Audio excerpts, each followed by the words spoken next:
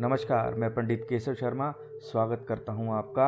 और आज हम जानेंगे धन, प्रसिद्धि और शिक्षा देने वाले सरस्वती योग के बारे में। जी हाँ, यह योग अगर आपकी कुंडली के अंदर पूरी तरीके से फलित है तो आप फर्श से अर्श तक का सफ़र तय कर सकते हैं। बने रहिए मेरे साथ। बिना समय गंवाए शुरू करते हैं आज की क्लास। सरस्वती योग। यह योग क्या कहता है? देखिए, यह योग कहता है कि लगन यानी कि जो केंद्र त्रिकोण का घर है, लगन से चौथा, सातवां और 10वां जो आप ये झुका हुआ चौकोर देख रहे हैं, इसमें आपको 4 छोटे चकोर नज़र आ रहे हैं। ये जो आपकी कुंडली के 4 छोटे चकोर की जगह हो सकता है कोई और नंबर लिखे हों, कुछ लिखा हो आपकी कुंडली में। ये 4 चकोर के अंदर जो घर आते हैं वो केंद्र के घर होते हैं। पहला घर लगन कहलाता है, दूसरा भाव ये होता है, फिर तीसरा, फिर चौथा, फिर 5वां, 6वां, 7वां, 8वां, 9वां, 10वां, ये 11वां भाव है और ये 12वां भाव है। टोटल कुंडली में 12 भाव होते हैं। पहले भाव को लगन कहा जाता है। नंबर यहाँ कुछ भी हो सकता है, नंबर आपने नहीं देखना, गिनती यहाँ से शुरू होती है। लगन में पहले नंबर से गिनेंगे, पहला, दूसरा, तीसरा, चौथा, 5वां, 6वां, 7वां, 8वां, 9वां, 10वां, इस तरीके से गिनती शुरू होती है। तो जो 1, 4, 7 और 10 पे आते हैं वो केंद्र होते हैं। जो 1, 5 और 9 पे आते हैं, जैसे ये 1, 5, यहाँ से 5वां लगन से 5वां घर, 1, 2, 3, 4, 5वां, और ऐसे ही लगन से 9वां घर जो होता है, लगन 5वां और 9वां घर त्रिकोण स्थान होता है। और दूसरा भाव लगन से दूसरा भाव ही है, लगन के बाद ये दूसरा भाव है। ठीक है, इसके बारे में मैं विशेष चर्चा कर चुका हूं, मेरे पहले के वीडियोस जरूर देखें। अब नियम ये कहता है कि बृहस्पति, बुध और शुक्र ये 3 ग्रह केंद्र में या त्रिकोण में होने चाहिए या फिर दूसरे भाव के अंदर होने चाहिए। दूसरा भाव हमारी वाणी का, हमारे कुटुंब का, हमारे कंठ का, ठीक है, स्किल का, विद्या का, यह हमारा दूसरा भाव है। प्रारंभिक शिक्षा का, हमारा कैसी बोली होगी हमारी, उसका भाव है ये। तो मैंने क्या कहा, नियम क्या कहता है, बृहस्पति, बुध और शुक्र या तो केंद्र के घरों में हो या त्रिकोण के घरों में हो या दूसरे भाव में हो, एक साथ हो, अलग अलग हो, कैसे भी हो, होने चाहिए। बृहस्पति अगर बलाबल के साथ हो तो बहुत बढ़िया। अगर ये तीनों ग्रह केंद्र त्रिकोण में या दूसरे भाव में आते हैं तो योग तो बन गया। अगर बृहस्पति में थोड़ा बल और हुआ, बढ़िया बल हुआ, तो बहुत अच्छे से यह योग घटित होगा। वैसे एक और बात बता दूं, अगर केवल बृहस्पति वो भी अच्छी स्थिति में आ जाए, केंद्र त्रिकोण में अच्छी स्थिति के अंदर बलाबल के साथ आ जाए, तो व्यक्ति अक्सर अपनी पढ़ाई लिखाई बहुत अच्छी कर लेता है। और साथ में अगर बुध आ जाए तो और सोने पे सुहागा। अब बृहस्पति और बुध के साथ शुक्र की आवश्यकता क्यों पड़ी फिर? देखो, शुक्र है कला, और सरस्वती योग में व्यक्ति को मिलती है एक विशेष प्रकार की कला। हाँ जी, कलाकार बनाता है ये व्यक्ति को। कैसा कलाकार? सरस्वती योग में प्राप्त क्या होगा? देखिए, तुलसीदास जी ने कहा है, जहां सुमति तहां संपत्ति नाना, जहां कुमति तहां विपत्ति निदाना। जहां पर अच्छी सुमति है, सुमति प्राप्त होती है सरस्वती की कृपा से। जहां पर सुमति है, जहां पर अच्छी मति है, अच्छी सोच है, वहां पर अलग अलग प्रकार की संपत्ति है, यानी कि लक्ष्मी है। और जहां पर कुमति है, वहां पर अलग अलग प्रकार की मुसीबतें हैं। तो जिसकी कुंडली में योग घटित होगा उसे सुमति प्राप्त होगी, सरस्वती की कृपा होगी। सुमति यानी अच्छी मति प्राप्त होगी, और अच्छी मति के कारण वह भांति भांति की संपत्तियों का स्वामी बनेगा। यानी कि अच्छी पढ़ाई करेगा, शास्त्रों का ज्ञाता होगा, और उस पढ़ाई लिखाई से वो क्या प्राप्त करेगा? धन की प्राप्ति करेगा।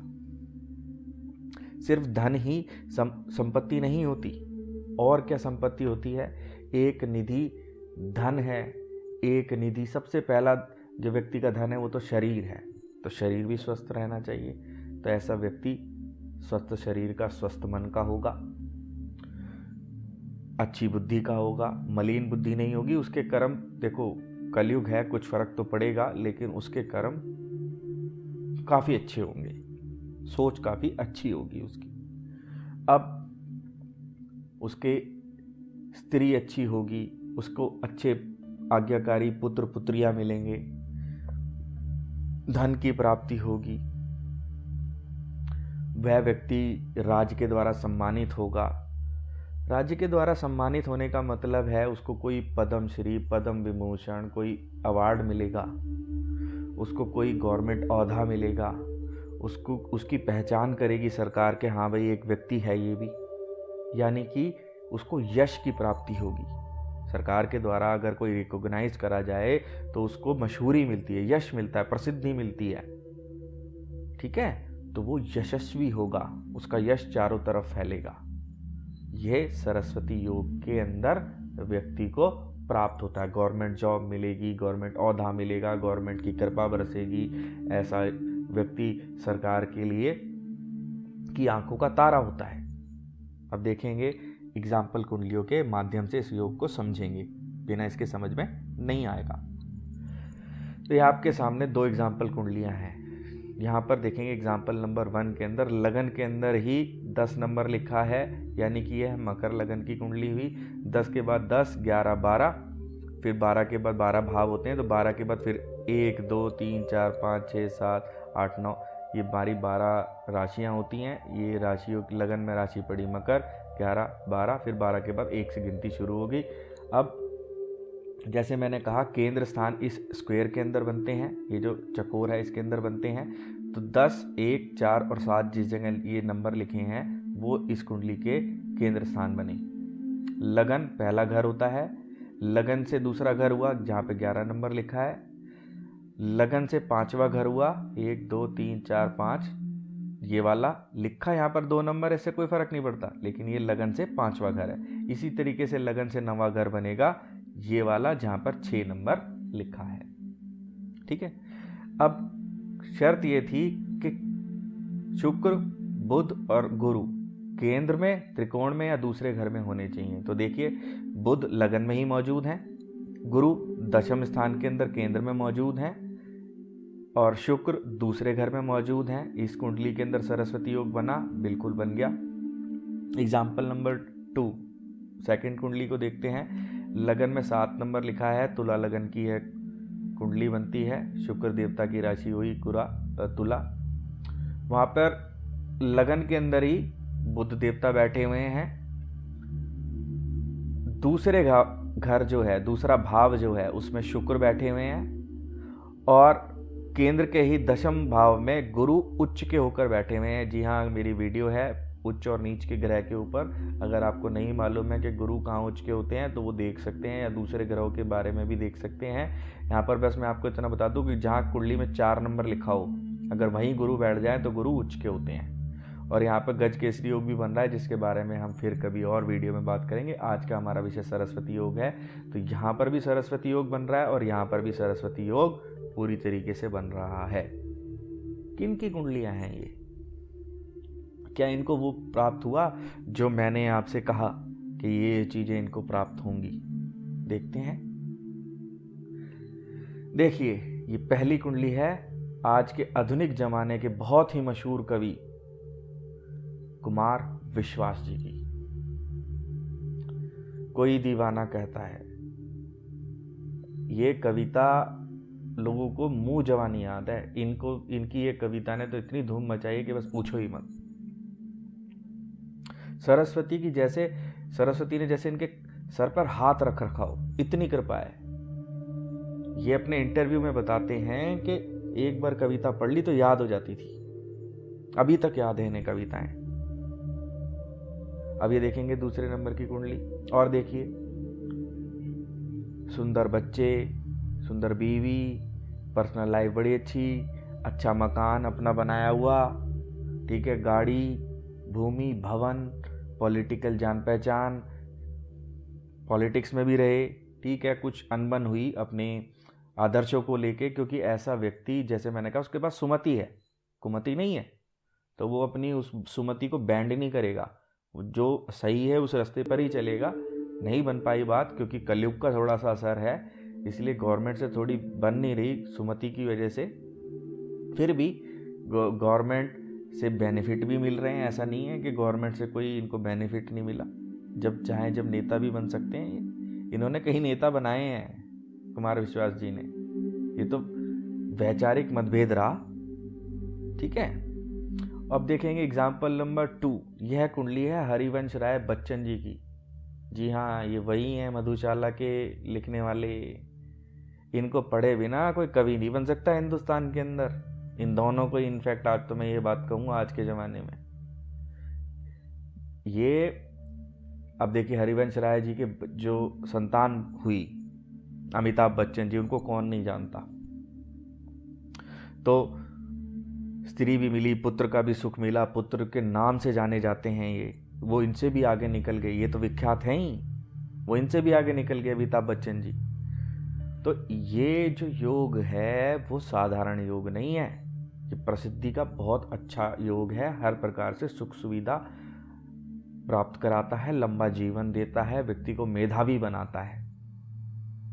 अब आपने सरस्वती योग को कुंडलियों के माध्यम से भी समझा, कैसे घटित होता है यह भी समझा। अब इसमें कुछ विशेष बातें जान लीजिए। केवल गुरु की स्थिति अच्छी हो तो पढ़ाई अच्छी हो जाती है। गुरु और बुध केंद्र त्रिकोण में या दूसरे भाव में आ जाए तो पढ़ाई और भी बढ़िया हो जाती है। व्यक्ति जो पढ़ता है उसको अच्छे से बोल भी सकता है, क्योंकि बुध बोलने की कला देते हैं। आई बात समझ में? इसीलिए दूसरा भाव भी आ गया इसके अंदर, वरना केंद्र त्रिकोण ही रहते, क्योंकि बोलने की कला भी होनी चाहिए। ठीक है, तो ये दूसरे स्थान में भी अगर कोई ये ग्रह आएंगे तो बढ़िया बेनिफिट प्राप्त होगा। इसमें एक बात खास तौर पे ये ध्यान रखने की है कि फिर शुक्र की इसके अंदर क्या पोजीशन है। जब बुध और गुरु से ही शिक्षा अच्छी हो जाती है तो फिर शुक्र की क्या जरूरत थी। देखिए, बुध और गुरु आदमी को शास्त्रज्ञ बना देंगे, गुरु आदमी को ज्ञान दे देंगे, बुध बुद्धि दे देंगे, याद रहेगी चीज, बोल सकेगा जो याद कराया उसको। लेकिन शुक्र ही तो कला देंगे, कला के स्वामी तो शुक्र ही हैं अच्छे तरीके से देखा जाए तो। ये जो लेखन की कला है, जो कविता पढ़ने की कला है, ये भी एक कला है, आर्ट्स है, ये एक तरीके का आर्ट है, आर्ट्स सब्जेक्ट्स में आता है ये। ठीक है, ये आर्टिस्टी है, एक तरीके की कलाकारी जिसे कहते हैं। तो ये जो कला है ये शुक्र के द्वारा ही प्राप्त होगी। तो सरस्वती योग पूरी तरीके से घटित इन तीनों ग्रहों की स्थिति से ही होगा। शिक्षा तो अच्छी सिर्फ गुरु भी करा देंगे, शायद सिर्फ बुध भी करा देंगे, सिर्फ शुक्र भी करा देंगे। ये पंचमेश अकेला अच्छी जगह बैठा हो, जैसे यहाँ पर पंचमेश 11 नंबर कुंभ राशि के शनि खुद अपने ही घर में बैठे हैं। अब मंगल, यहाँ पर मंगल आ गए हैं, लेकिन अगर मंगल ना होते सिर्फ शनि अकेले बैठे थे तो मैं कंफर्म बाकी सब ग्रह देखने की जरूरत नहीं है। अगर व्यक्ति को पढ़ने का मौका मिलेगा तो वो बहुत अच्छा पढ़ेगा लिखेगा, अच्छा मैथमेटिशियन होगा, शनि देव ही पढ़ा देंगे उसको, बाकी ग्रहों की जरूरत नहीं है। लेकिन वो पढ़ेगा तो, लेकिन वो कवि नहीं बनेगा। वो पढ़ेगा तो नौकरी तो करेगा, पैसा तो कमा लेगा शनि की वजह से, लेकिन वो इतनी प्रसिद्धि नहीं प्राप्त करेगा, उसे बाकी सब बेनिफिट मिले ये जरूरी नहीं है। आप मेरे से हस्तरेखा एवं कुंडली का विवेचन करवा सकते हैं, मेरे से हस्तलिखित कुंडली बनवा सकते हैं, मुझसे अपनी समस्या का ज्योतिषीय समाधान प्राप्त कर सकते हैं। इसके लिए आप मुझे स्क्रीन पर दिए नंबर पर कांटेक्ट या व्हाट्सएप करें।